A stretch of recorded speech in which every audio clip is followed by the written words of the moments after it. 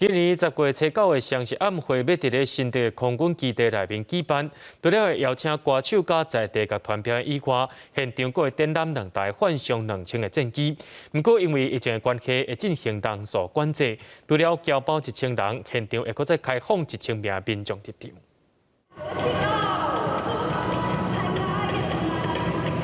在地舞蹈团体申请代表新竹冰山公园的服装，手提代表科技的晶片表演。今年的国庆晚会充满新竹特色，表演现场阁看得到幻象2000战机。主办单位讲，选择空军基地办国庆晚会，主要就是要展现出台湾人的团结。我们会特别选择新竹空军基地是因为空军基地长期以来守卫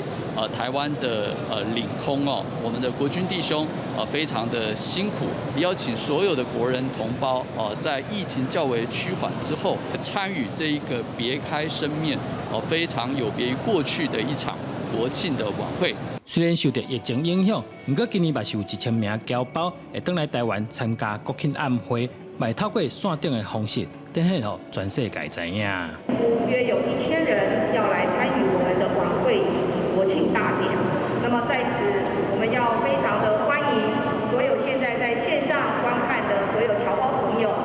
能够一起来共襄盛举。因为防疫的关系，今年晚会现场民众限制1000人。线顶报名对10月1号中昼12点到10月3号12点为止。记者刘君和新竹报道。